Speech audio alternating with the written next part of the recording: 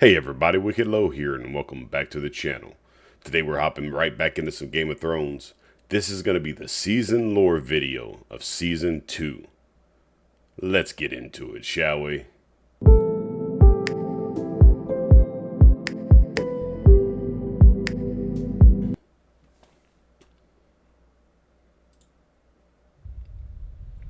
When Aegon and his dragons burned Harren the Black and all his sons at Harrenhal, the days when men feared the sight of our longships were over. Aegon would not permit marauders and raiders in his 7 kingdoms. With Harren died our empire, and the old way that forged it. But what is dead may never die. So we got Theon talking about Greyjoys, huh? This ought to be pretty good. Theon Greyjoy sought to restore our ancient rights. He declared the Iron Islands independent and himself its king, and sent the Iron Fleet in a daring raid on Lannisport where they burned the Lannister ships at anchor, making us unchallenged in the Sunset Sea. This was the seed of our undoing. My eldest brother Roderick led a frontal assault on Seaguard, a town built to protect the mainland from us. After ferocious fighting beneath the city walls, he was slain by Lord Jason Mallister and his men defeated. By this time, Stannis Baratheon had brought Robert's fleet around Westeros, and somehow managed to trap the Iron Fleet at Fair Isle, smashing it. Robert's victory was now all but assured, yet we made him bleed for each island. Stannis Baratheon captured Great Wick, the largest of the Iron Islands, and Ser Barristan Selmy himself subdued Old Wick. Robert and Lord Eddard Stark led the main assault against the island of Pike. They razed the town of Lordsport to the ground before Robert turned his full fury on our family's stronghold. When they breached the walls, the first through was Thoros of Myr with his ridiculous flaming sword, followed by every minor lord of Westeros hungry for glory. My other brother Maron was killed when the siege engines brought down a tower on his head. He was now my father's only living son, and heir to the Iron Islands. When my father saw his cause was lost, he wisely conceded defeat to Robert, who otherwise would have pulled down our castle stone by stone with us in it. As my father said to me then, no man has ever died from bending his knee. He who kneels may rise again, blade in hand. He who will not kneel stays dead, stiff legs and all. As it stands, Robert allowed my father to keep his lands and title as Lord of the Iron Islands, King of Salt and Rock, Son of the Sea Wind. Boy, what is they're saying, like the dead may never die or some shit like that? His last son and heir shipped off to Winterfell as an honoured guest. I would eat at the Stark's table and play with the Stark children. And if my father rebelled again, Lord Eddard Stark would take his sword and cut off my head. It would be his duty.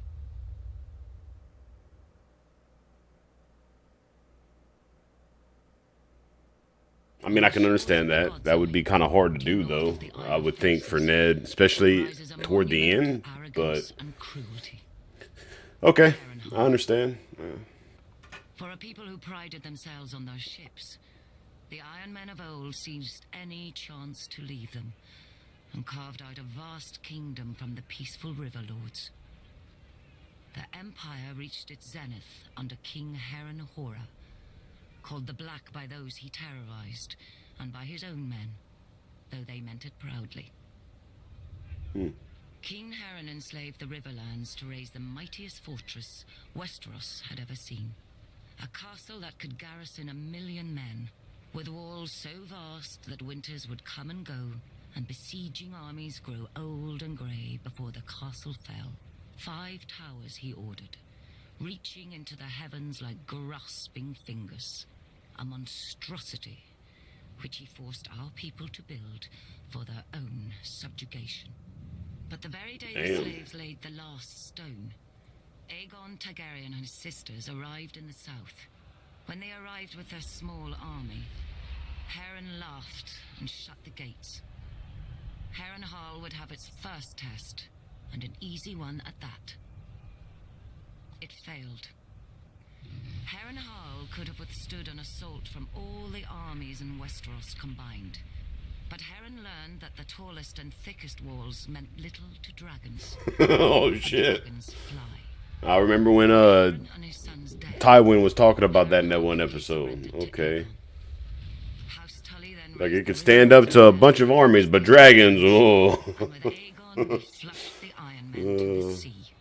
We should have torn down the castle stone by stone then.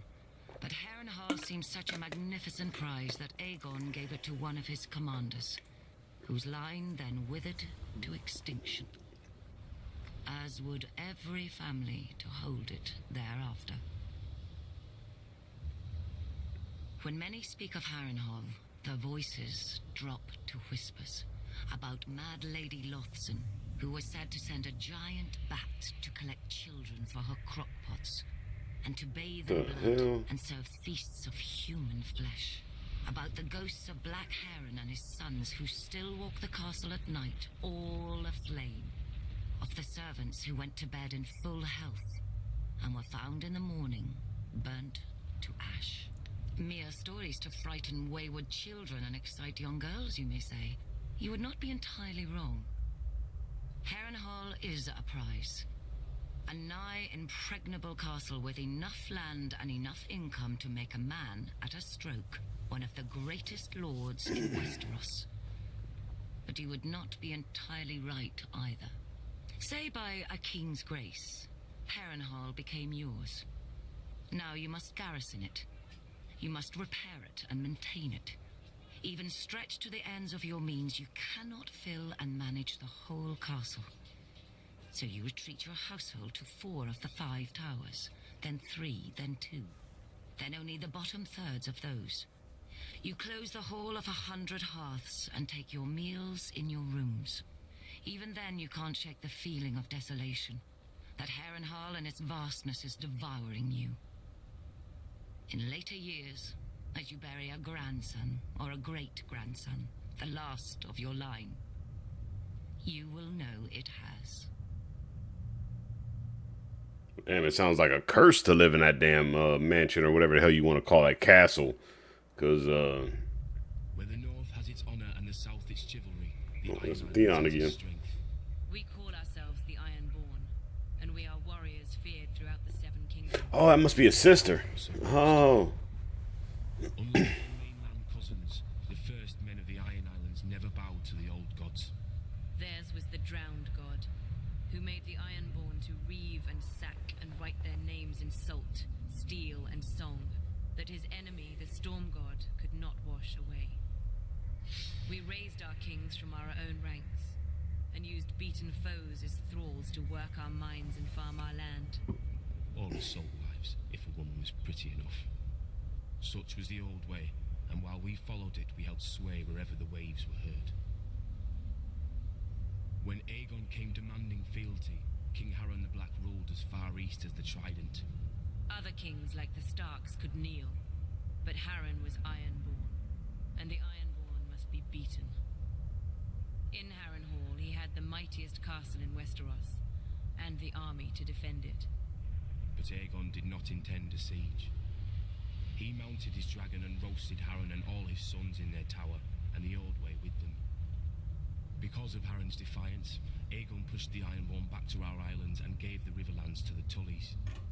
But he did allow the Ironborn to choose who would lead them. House Greyjoy had always been one of the greatest houses of the Iron Islands. We trace our descent from the Age of Heroes and the legendary Grey King, who took a mermaid to wife and made war upon the Storm God for 1,000 years. Blessed by the drowned god, the Grey King fought and slew Naga, the great sea dragon, and took her fire for his own. This history made our ancestor Vicon Greyjoy the natural choice to lead the Ironborn after Aegon's conquest. For 300 years, House Greyjoy ruled the Ironborn. We styled ourselves Lord of the Iron Islands, King of Salt and Rock, Son of the Sea Wind, Lord Reaper of Pike. In truth, we were thralls. Our people still chanted, "What is dead may never die." But the old way had died. Until the Targaryens followed their dragons into the grave, and our Lord Father, Balon Greyjoy, rose against the new king, Robert Baratheon. He seized our ancient crown and sent our Iron Fleet against the Lannisters at Lannisport. burning all their Okay. ships before any could So basically, this war took place right after the Aegon War, the fight with the king, Robert's Rebellion. Right after Robert's Rebellion, there was the Greyjoy Rebellion. never surrender. What is dead may never die, but rises again, harder and stronger.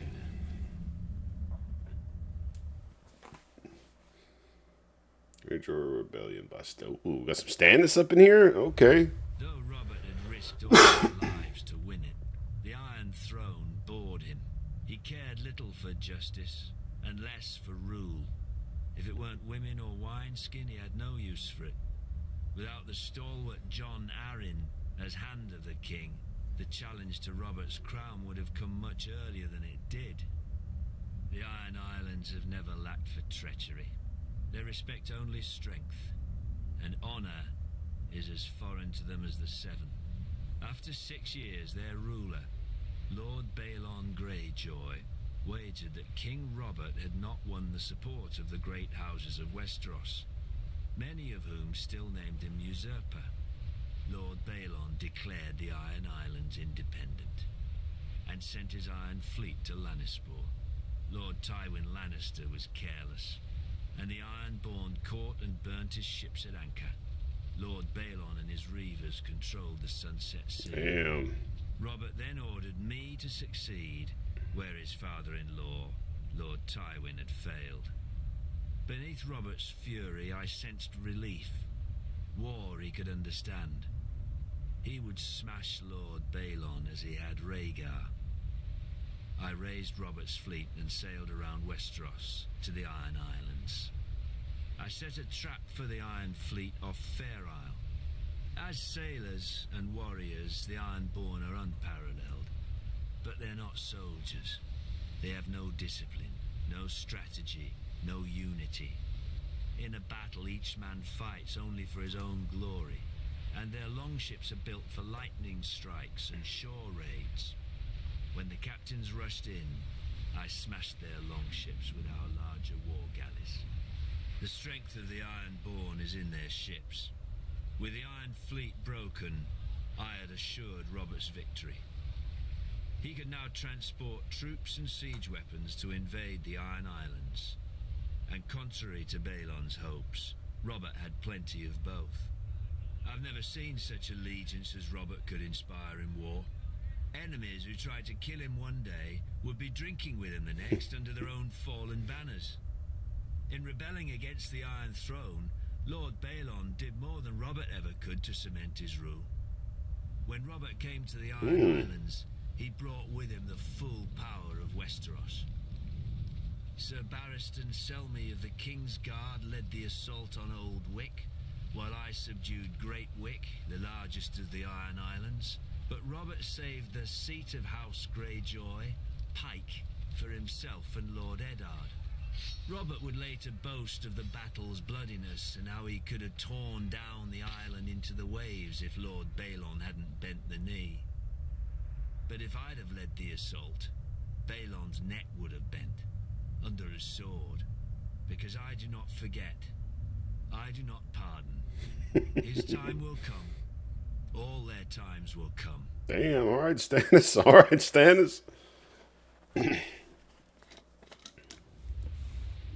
Seven are gods of weakness and defeat, pretty chains that the first men kindly put on after the Andals crushed them, except in the Iron Islands. Since the Dawn Age, the Ironborn have followed the drowned god, who plucked fire from the sea and made us to reave and Yeah, see, I'm glad they're kind of talking more about the gods. Like, I want to know about these different type of gods they got going on here. Who was father, warrior, and stranger, who took mother, maiden, and crone when he would, and held the smith in thrall. His priests are the drowned men, who are clothed and armed by the sea itself. They consecrate us to the drowned god through our most sacred rite, the drowning, and ask the god to raise us from the sea as he was, harder and stronger. The Ironborn do not fear the bloodiest battles or the roughest waves, for the drowned god taught us long ago that what is dead may never die. When an Ironborn falls, We say the drowned god needed a strong oarsman and took him below to feast in the god's watery halls, attended by mermaids. But even in death, an What? Ironborn is a warrior. We fight against the storm god, who holds a castle in the clouds, and sends the winds to lure the Ironborn off course or wreck our ships. It's said my legendary ancestor, the Grey King, waged war upon the storm god for 1,000 years. With the drowned god's help, he slew the great sea dragon Naga and used her bones for his haul. After his death, the storm god tried to wash away any memory of this terrible foe, but his songs fill our halls to this day. It was the storm god who first blew the Andals to the Iron Islands, to subdue us and turn us from our faith. True, they conquered and killed our king, but in time they forsook their septs for the shore, and their fat septons for the drowned men. The Andals came to us as conquerors. In the end, they drowned. The Ironborn are of the sea, as our god made us, and given to it as our god taught us. We do not fear the storm god's winds or his waves, but you should, for they bring us to you.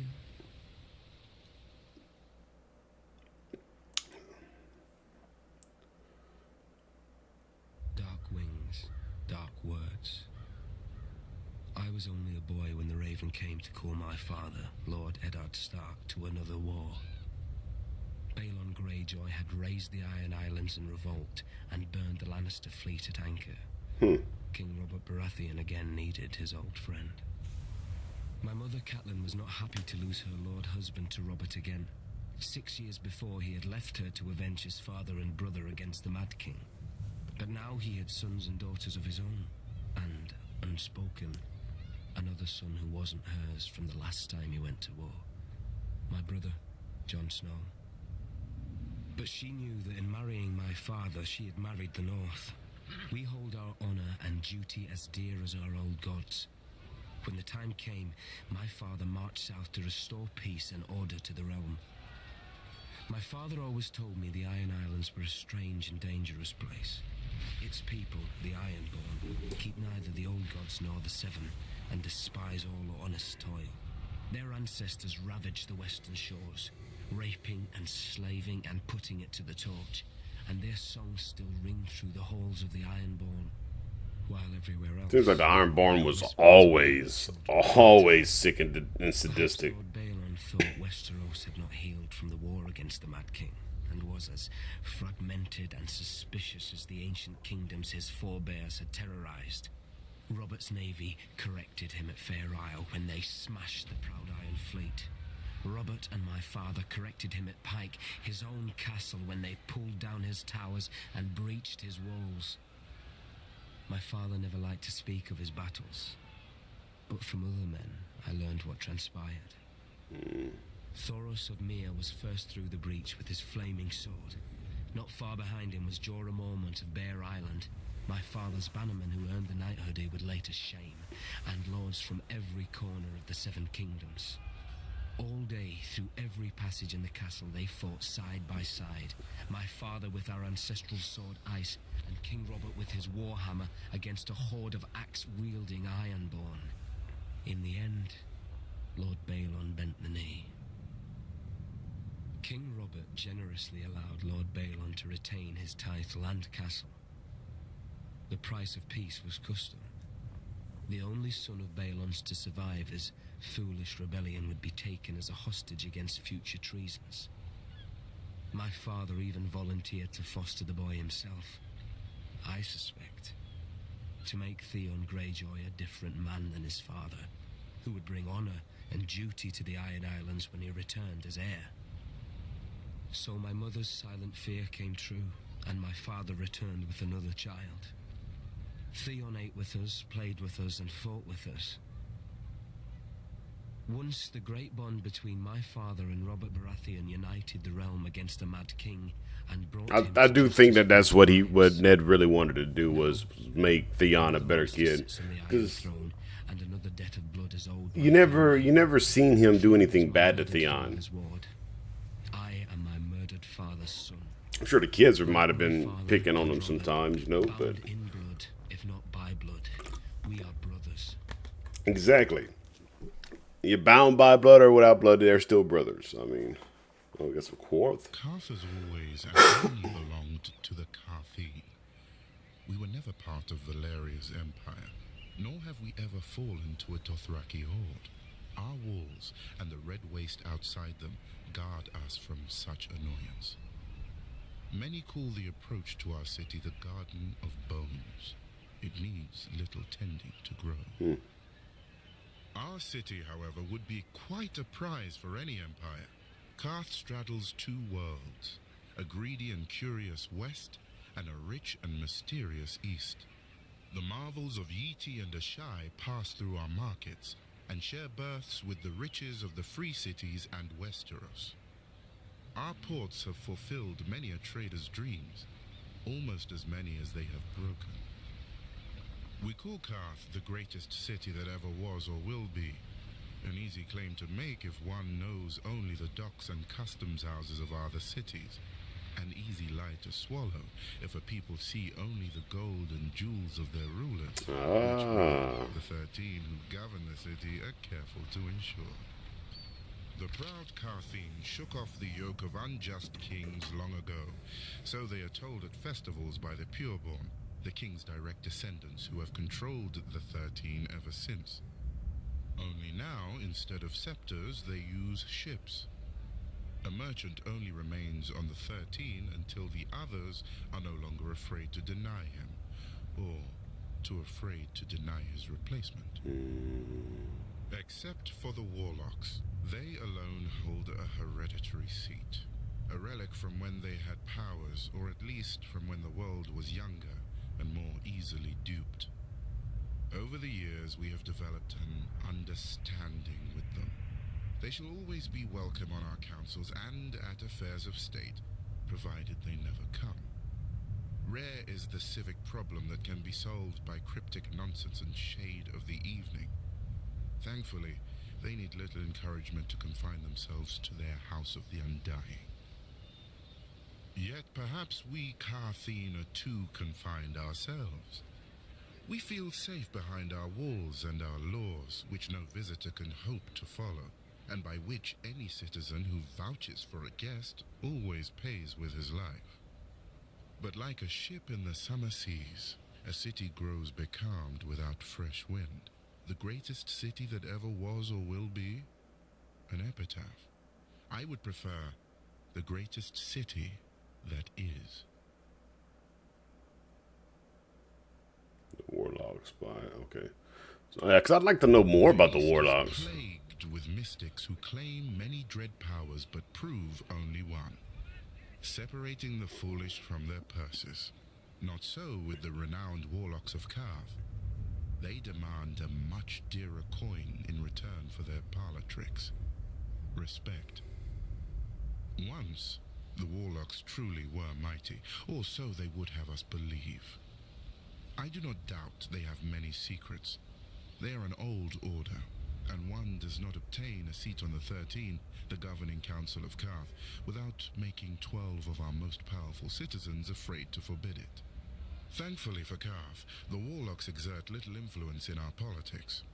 They rarely leave the confines of the House of the Undying, a pompous name, but, I admit, a strange and dark tower.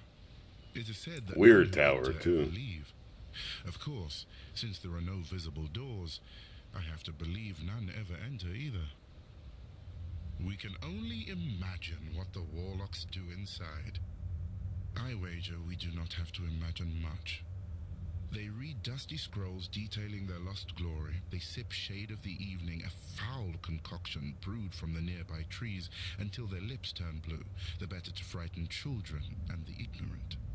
Stewing in their fantasies like an old soldier who drinks alone so no one may challenge their prowess. Whatever the Warlocks may wish, their magic, like all magic, is dead in the world, if it ever existed. Though, one does hear strange whispers of late. Glass candles that have been cold for 100 years, now burning. Ghost grass, found far from the lands of the shadow. A Khalasar led by a woman with 3 heads. Trader's nonsense, most likely. But should the Warlock's vaunted magic ever return, that would be a dangerous day for Karth. I shall need to keep my eyes on them. Indeed. Free Cities by Jorah Mormont. At its height, the Valyrian freehold ruled over half the known world. Not bad for former shepherds. But the Doom found them and sank their capital into the sea. Now Volantis is the ember of old Valyria, ensuring its flame does not go out from this world, as any Volantine will tell you. Pentoshi say the same about Pentos, Lycines about Lys, and so on. But after enough time in the 9 free cities, it's hard to see them as anything but ashes of glory. Volantis is the oldest, the first colony of Valyria. After the Doom, the Volantines tried to rebuild the empire under their rule. They failed, not least because the last Valyrian with dragons, Aegon Targaryen, entered the war against them. Now they are content to dominate only their lower classes, or so they say. Braavos is the strangest, a city erected not by the freehold, but against it. A labyrinth of illusion and deceit to hide the refugees from Valyria's slave lords. After the Doom, the city emerged from the shadows to become one of the greatest banking centers in the world. A man can get anything in Braavos, for a price. Especially death. Your own if you offend one of the swaggering swordsmen that pollute the city. Oh, or damn. if you're very rich, or very desperate, anyone else's. Lys is the easiest of the free cities, full of pleasure houses catering to every taste, no matter how peculiar. Many men lose themselves in Lys and are never found, at least alive. When a man runs out of coin, the Lycines may grant him their other speciality on the house: poison. Whoa. Pentos is the most ruthless. The Magisters make a great show of choosing the Prince of Pentos from the great families and granting him the powers of trade, justice, and war, as long as he checks with them first. On the new year, to bring good fortune to Pentos, this prince must deflower the Maid of the Field and the Maid of the Seas. I confess I don't know how each is chosen, or what becomes of them after serving their purpose. But if a crop should fail or a war be lost, the Magisters will slit the prince's throat and choose another.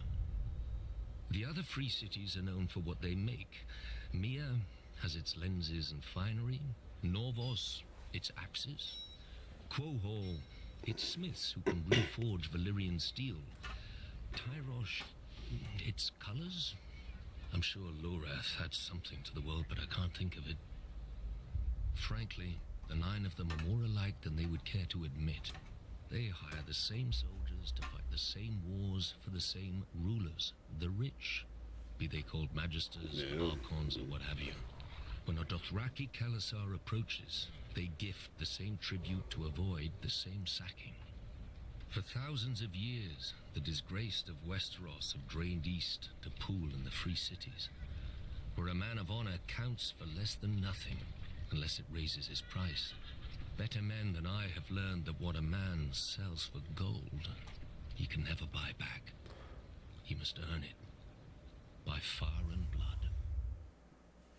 Robert's Rebellion by Stannis Baratheon. My brother Robert Baratheon had raised the banners of Storm's End, our ancestral castle, against the mad King Aerys. Jon Arryn of the Vale and Eddard Stark of the North stood with him, and Hoster Tully of the Riverlands would join.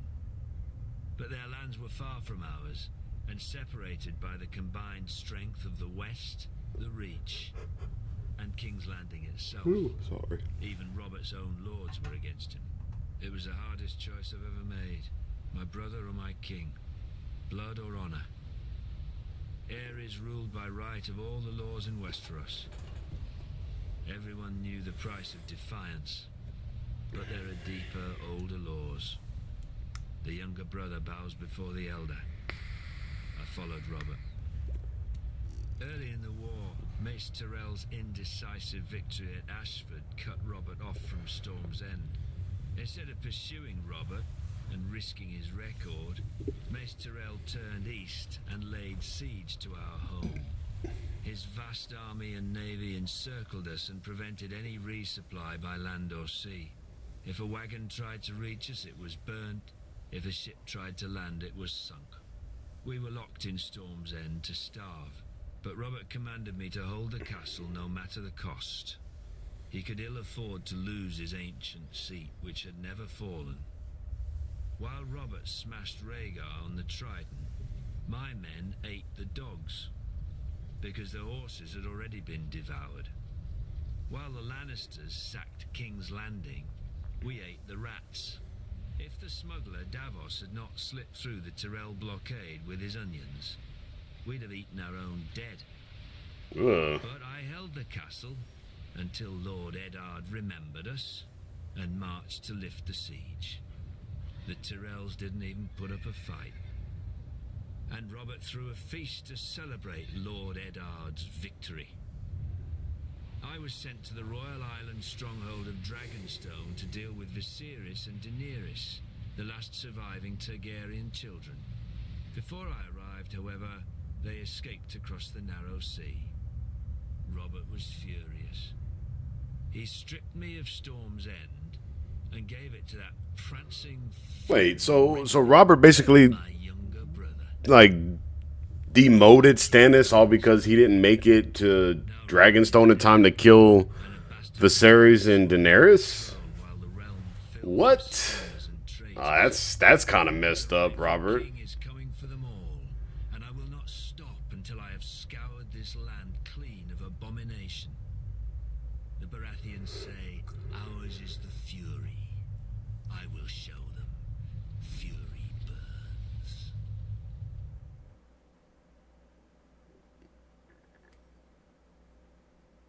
Family, duty, honor.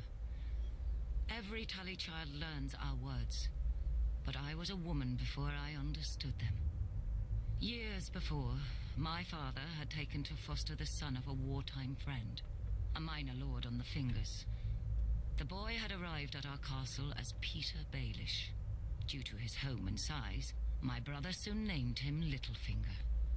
When I came of age, Brandon Stark of Winterfell sought and won my hand.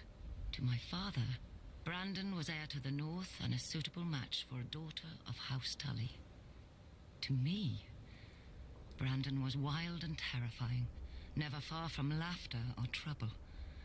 I loved him with all the fire of a first passion, much I came to realize as Peter loved me.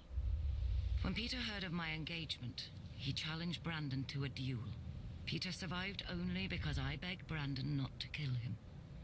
I still thought of Peter as family.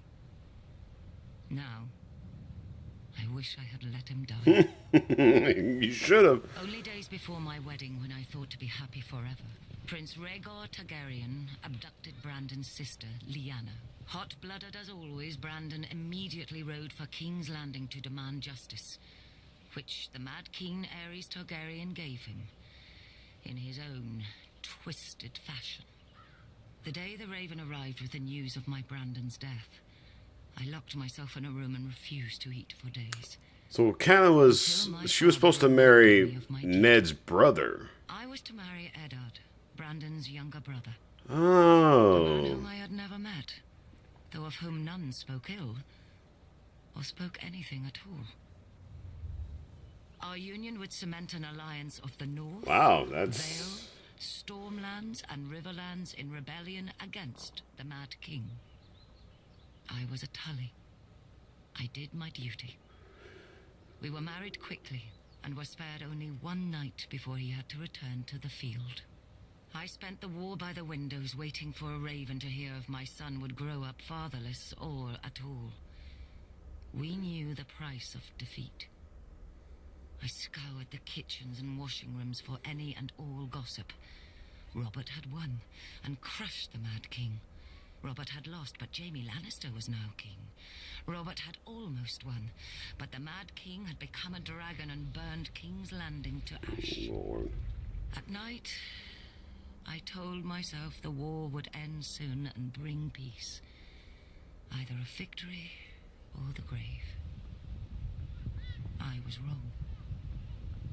Robert won, and my husband avenged his brother and my love. But when he came home to me, he could not meet my eyes. I saw the reason by his side. Many men have bastards, I know. And under the strain of war, any man, no matter how honorable, may forsake his vows for a night of warmth that he may never know again. But Ned Stark was not built like other men.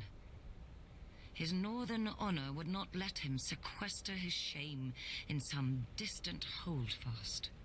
He brought this boy, this Jon Snow, home to raise with his true-born children. My children. Yet even these bitter memories are sweet now. They are all I have left of my Ned. Our family is broken and scattered, and our son must wage a war for the pieces. We need to go home. The Starks are of the north, and, like the snows of winter when they come south, they melt away. I still don't understand why she's so hard on Jon. I mean, I can understand you being, like, mad at Ned and just kind of disgusted in a way, you know, you don't want to take care of the kid, but it's still just a kid, man. It wasn't his fault. In such a cesspool, did House Seaworth have its glorious start. I got out as soon as I could, finding work on a smuggler's ship. Soon, every port on the narrow sea had a bounty on Sir them. Devils! They would collect if I didn't pay a percentage to the right people or pick the right tides. You know how to tell a good smuggler? When you talk to one, there's a head that talks back. I was very good. Davos of Flea Bottom had run with orphans and beggars, but Davos the smuggler was received by merchants and lords when nobody would catch them. Oddly, the only honest work came from pirates, like the notorious, bloodthirsty Salador Sam. An old friend. All he ever wanted was someone to buy his cargo quickly before the tide left, and sell it without telling where I got it. In time, I saved enough to buy a small plot of land and found a woman who was kind enough to overlook my trade. She gave me a son, Mathos. And we dreamt of the traders' circle around the Jade Sea, just one trip, and I could settle us and our family for life. Then some Storm Lord revolted against the Iron Throne. Wars are not as good for smugglers as you'd think.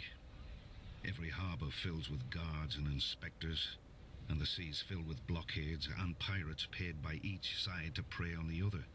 Though I had no love for the Mad King, I'd grown up around the power of King's Landing. I figured this Robert Baratheon would end the same as the other rebel lords, burnt to ash. But he didn't. The North, the Riverlands and the Vale joined him. And then the taverns people drank to Robert's health openly. Brave fools, I thought. But I had a family who'd be left in the cold if I lost my head. When Mace Tyrell marched on Robert's home of Storm's End, I spied the end of the rebellion. The castle was garrisoned by Robert's younger brother Stannis and a small guard, and would not hold out for long. When it fell, Robert would be homeless, and his support would bleed away. This I knew from experience. Months later, Stannis was still holding the castle. Nobody cared. But on voyages, I had seen what famine does, and I thought of all those men in Storm's End who would die unmourned and forgotten. No better than Flea Bottom orphans. I told my wife and myself that I'd get a high price for the onions and salt beef. In truth, I knew I'd be captured by the Tyrell galleys or drowned, but I was too stubborn. Later that night, in the dark, in a tiny boat with a black sail, I cursed myself and the moonlight. Damn, Sir Devos was a real man right there, bruh. So it's the W for fucking Devos. Good shit, man. The Tyrell ships would hear. Luckily, they'd grown lax.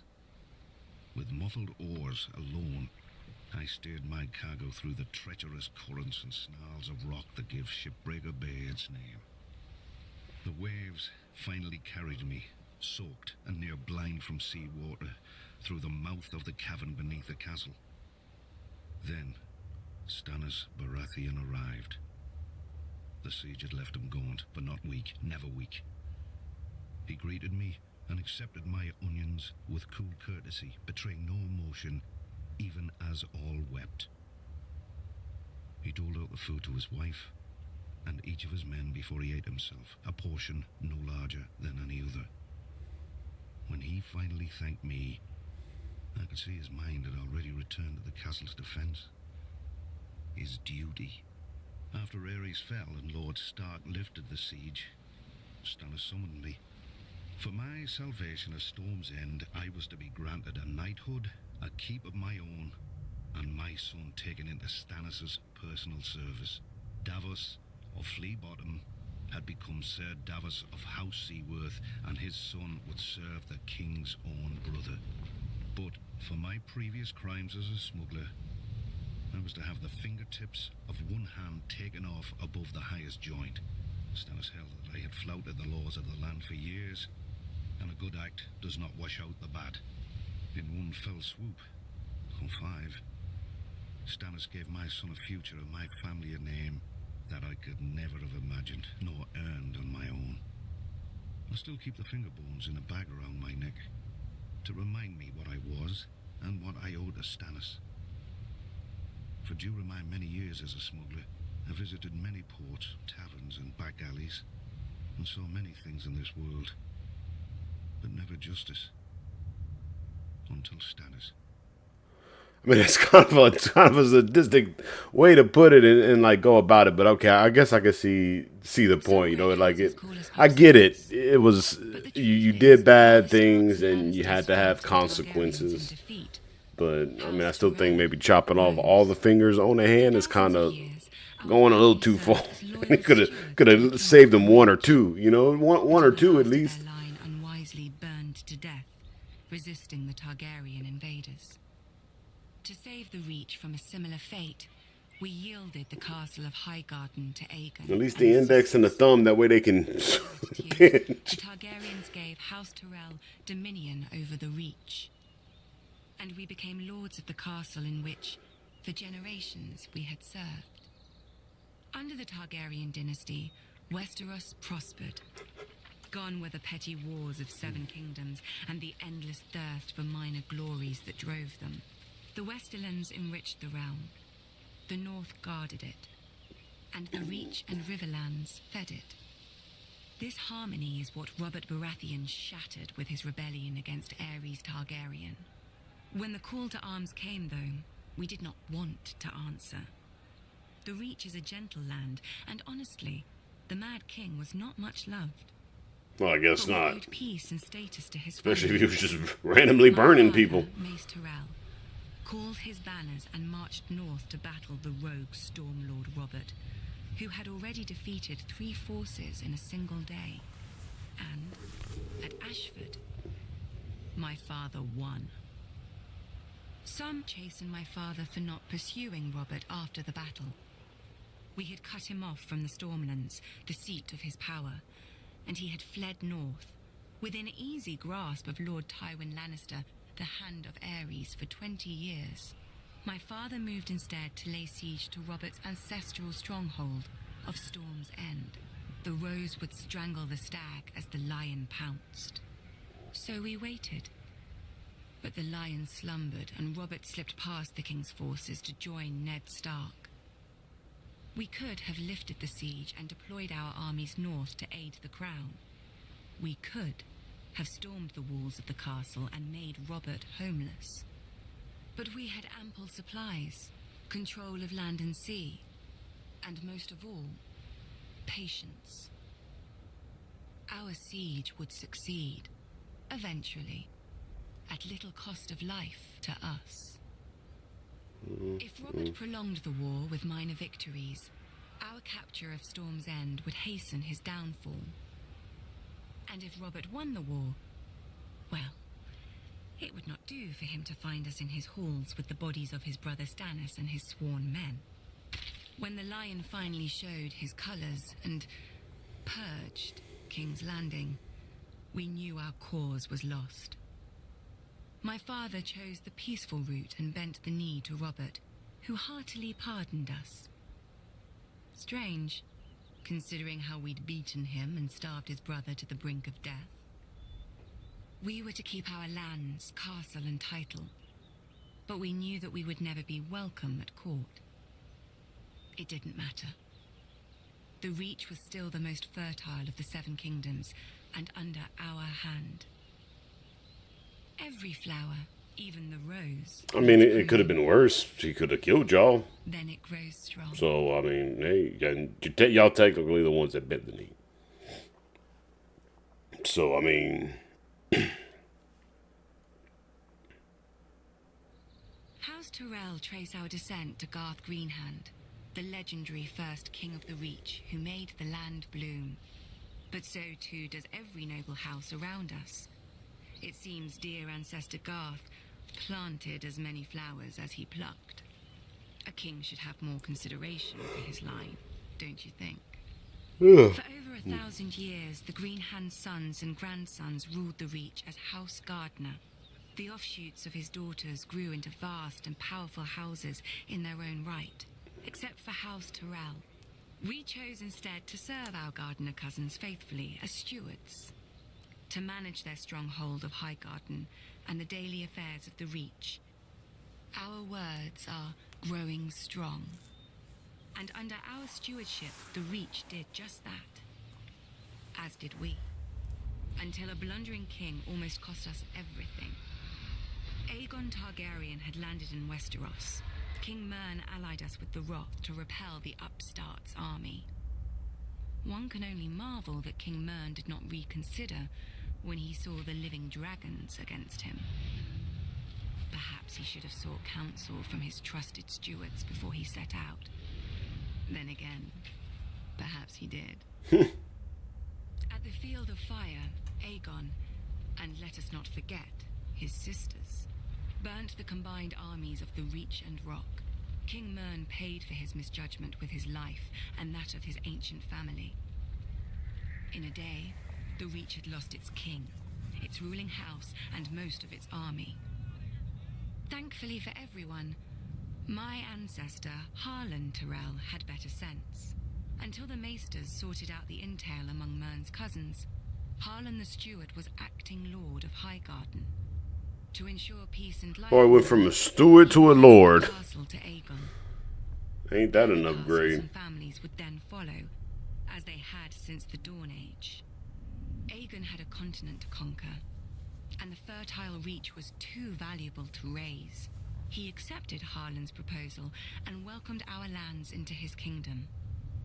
To show his gratitude, Aegon entitled Harlan to Highgarden, the castle his family had served for 1,000 years, and made House Tyrell his wardens of the south, choosing us over older, greater families in the Reach.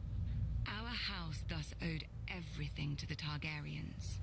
So is it any wonder we stayed true to King Aerys, even during his madness, and even after Robert Baratheon rebelled? Some may question my father for laying siege to the Baratheons' home, instead of marching to aid Prince Rhaegar before Robert could kill him and scatter the royal army. But let us not forget that we had already dealt Robert his only defeat of the war at Ashford. If Lord Tywin Lannister had not vanquished the Mad King so suddenly, our siege would have destroyed Robert's home and his brothers and won the war for Aerys. Well, But when the Targaryens she does have a point. House Tyrell again chose peace and prosperity over war and devastation, and bent the knee to King Robert Baratheon, first of his name. We returned to Highgarden to manage the affairs of the Reach, as we had for thousands of years, and will for 1,000 more. Other great houses take lions and wolves for their sigils, and draw their power from the gold in their mountains or the cold of their winters. But mountains run dry, winter yields to spring, and the rose blooms once more. So what, their sigils are rose? Nobody knows why the Targaryens first came to the island of Dragonstone, Old Valyria was then at the height of its power and the center of the civilized world, which ended at the Narrow Sea. Westeros was a filthy backwater with 7 kings squabbling over borders and minor glories. So much for progress. The island itself was and is nothing. It had no gold or gems to lure Valyrian nobility. All it has is rock. Mostly a shiny black stone, too brittle for war and too sharp for building. The Targaryens called it dragon glass. I call it useless. But the Targaryens managed to raise a castle here. Simpletons. Well, yeah, but that shit's made out of obsidian. It shouldn't be fragile. Forgetting that the Targaryens Brittle. brought a small army with them from Essos. There's no magic in strong backs. Though admittedly the castle is unlike any in Westeros. Foreign and strange. If the Targaryens ever regretted their barren outpost and longed for the comforts of home, the doom made their folly permanent. Valyria collapsed into the waves and was no more. To look east was to see the ruin of their homeland, the greatest civilization before or since. But to look west, as Aegon realized, was to see a fertile land ripe for conquest. Perhaps even a new Valyria. Though good for little else, Dragonstone was the perfect staging point for Aegon's invasion of Westeros. The Blackwater Bay granted easy access to the continent. The lands there were disputed by 3 kingdoms, the Reach, the Iron Islands and the Stormlands. But their capitals were far enough away that none could mount a force before Aegon got a foothold, even if their kings had been able to stop bickering over whose problem he was. Then it was too late. Aegon had chosen his first camp well, with the bay to the east, the river to the south, and open fields to the north and west. His army would be impossible to take by surprise. A perfect site for an invasion, and one day his capital city, King's Landing. The Doom had taught the Targaryens the prudence of refuge. After the conquest, Dragonstone became the seat of the crown prince and heir to the Iron Throne. It would serve them well, and me ill, 300 years later, after my brother Robert Baratheon rebelled against the Iron Throne and the Lannisters slaughtered the Mad King Aerys and his royal family. Robert dispatched me to deal with the last surviving Targaryen children. But before I arrived, a loyal knight smuggled them across the Narrow Sea to safety. Hatred for the Targaryens blinded Robert. Unjustly, I was blamed and stripped of our family's custody. Yeah, so he did do that. That's messed up. Given Dragonstone in its It wasn't his fault. Over the years, whenever I demanded my rights restored, Robert would remind me of the island's royal pedigree and pretend he was doing me honor, as if I were one of his tavern girls to be so easily deceived and dismissed. But Robert is dead, and I, Stannis Baratheon, am the rightful king of Westeros. Let the usurpers and traitors sit on the Iron Throne. From Dragonstone, I will be the dagger at their throat. I can kind of understand why Stannis is kind of like aggravated now, though, and see where it would. Oh, that's Clegane. Oh, it's something. But yeah, I kind of sympathize with Stannis a little bit, you know, especially now seeing more of that backstory. It's messed up. Either enough men or the right man, as Clegane should know. We're very good at both. Most families claim some great ancestors so far back that nobody can prove them liars. Not us.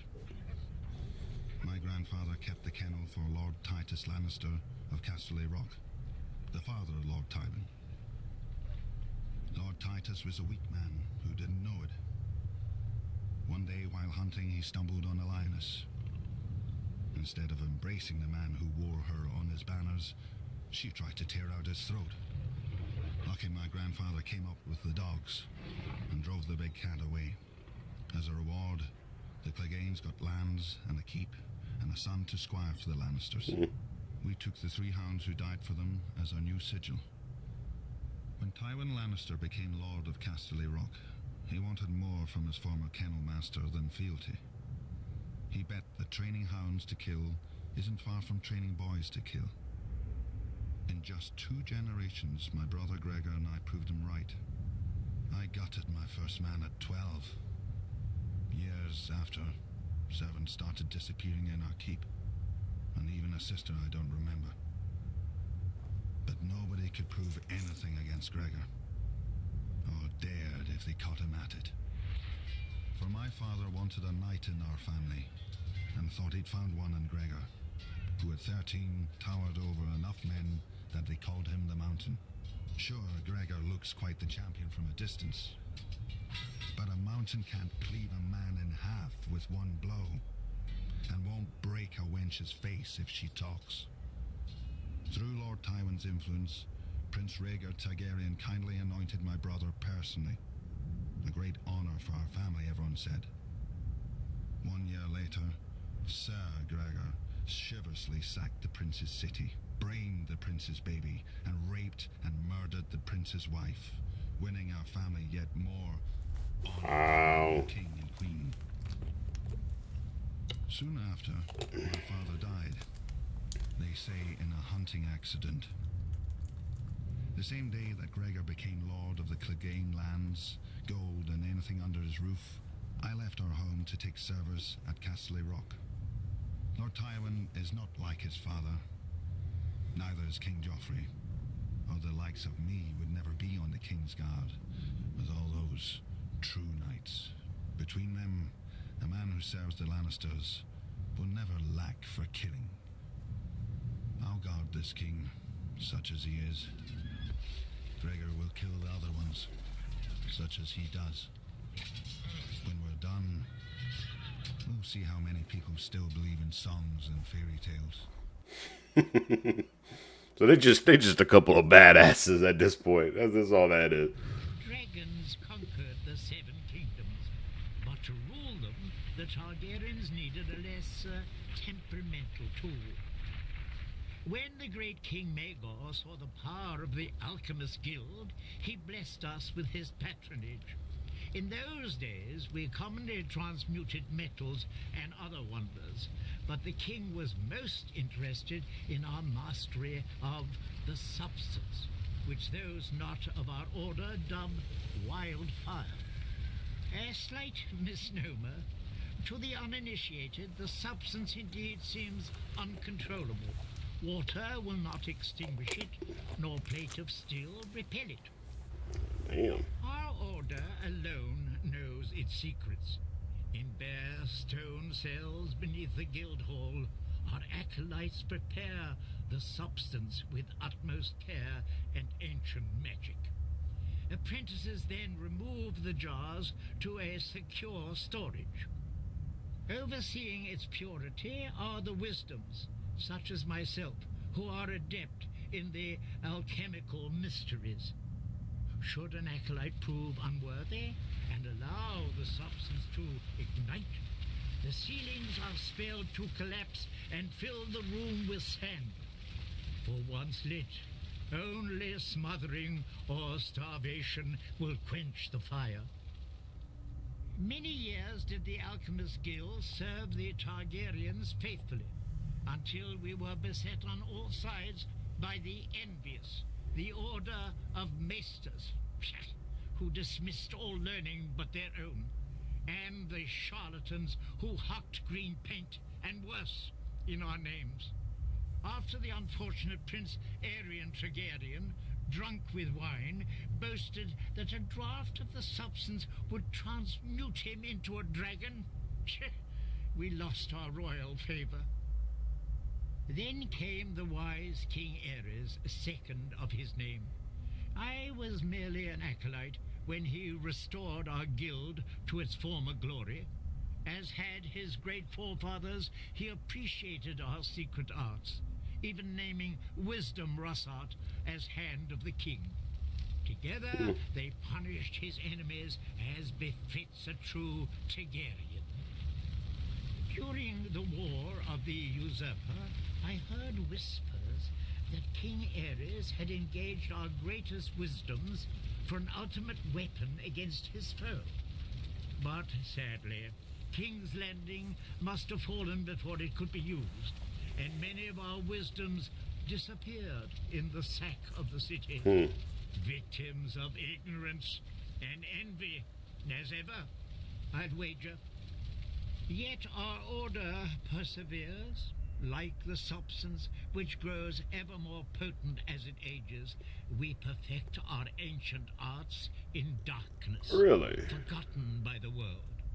We are masters of the fire, but we live only to serve. All we need is the right spark. The Free Folk by Gret.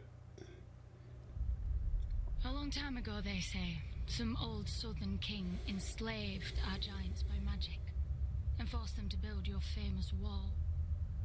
Then he kicked all of my kind to the other side and raised an army to keep us there. And we're the uncivilized ones, wildlings. Might be Sir King was wise. Even a giant can be made to kneel, but only if he wants a better crack at your head.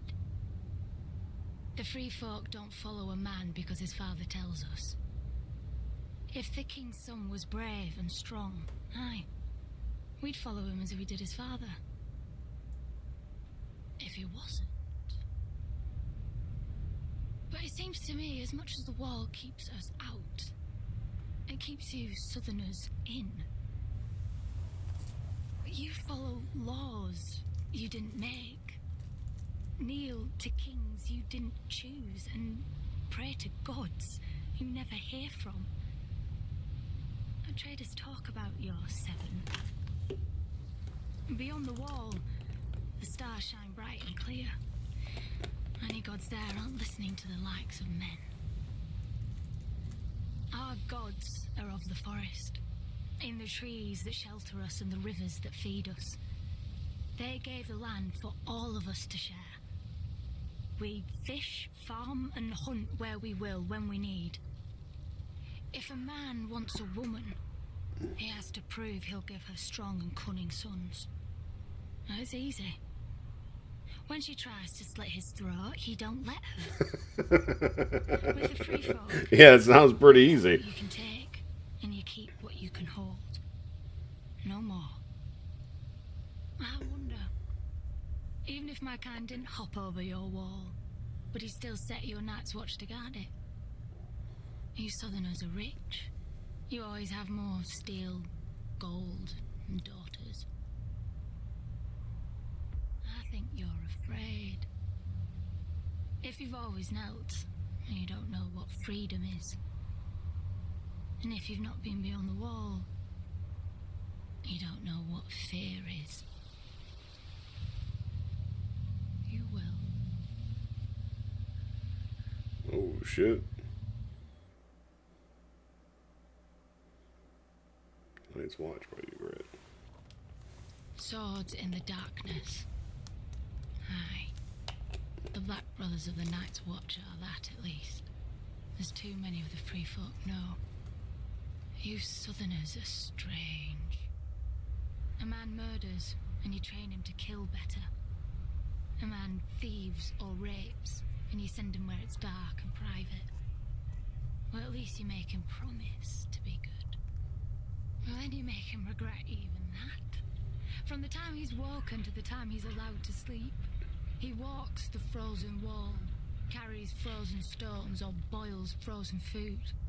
When he lies down at night, he can't have nobody to warm his frozen bed. Well, not unless the crows like to nest together. Do you think he remembers the stories they told him then? About when the White Walkers woke in the land of always winter, and how the wall and the Night's Watch were raised to stop them the next time. Never mind trapping us on the other side. We free folk have our stories too. About how one of your king crows found something cold in the woods, with bright blue eyes. How he brought her home, through your wall, and declared himself Night's King. For 13 years, he and his queen ruled over his brothers, making sacrifices as black as their cloaks. Lucky for you Southerners, the free folk rallied to a king beyond the wall, as we will when need be, and marched on the ancient castle he'd taken for his own, the Night Fort. With the help of the Starks, we killed the demon and cleansed your precious watch. Really? They hugged us and kicked us back across the wall. Oh, As you wow. always have. Gendel, Raymond Redbeard, the Horned Lord, each chosen as a king beyond the wall, each promising victory. And all falling to the Night's Watch and the Starks. But this time is different. Our new king knows your tricks. You called him a brother Crow once, but you never forgot his wings. We know how you think. We know where you're weak. Watch for us from your wall if you like. With the cold, you won't even feel the blade slip into your back. Oh, it's over. Damn, that actually went by fast. Holy shit.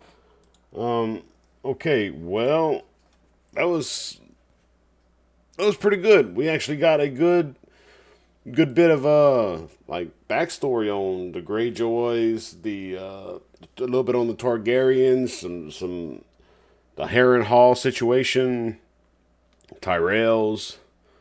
We found out more about the Stannis background and situation, which is nice. Like I said, I kind of sympathize with Stannis a little bit more, especially after seeing and well, not seeing, but listening to that, you know.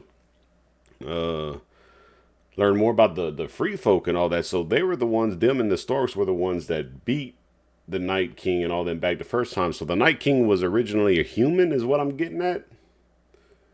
Is that correct? Let me know in the comments. I'm trying to think. Like I said, these are kind of long. They go through the same stories, just different perspectives of telling the stories. So all in all, it wasn't bad. I like that. I'm excited to see what season 3 has to offer. So far, 2 seasons down, we have made it to the end of season 2 officially, everybody. I appreciate every single one of you for sticking with me on this journey. I hope you are enjoying this content. And hopefully more great content is yet to come. I do plan on doing a better, because I did a little like and dislike list on one of my videos previously. It was put together fast. It wasn't that great. I realized this. I plan on doing probably just a whole separate video by itself on a like and dislike list. We'll go through most of the characters. I don't know if I'm going to do it before we start season 3 or after, because I think there's seven or 8 seasons. So I may, if there's 8 seasons, I may go like through season 3 or 4 and then do a like or dislike, kind of like halfway point, you know. But let me know in the comments what would y'all prefer? Would y'all want me to do one now? I mean, we could do one after every season if y'all like. Starting after, you know, I find out exactly what we're gonna do. But yeah, so let me know down in the comments. Other than that, I'll go ahead and stop rambling on. I will see everybody on episode 1 of season 3. Cannot wait. Hopefully everybody has a great morning, a great evening, and a great night. And I'll catch you on the next one. Bye.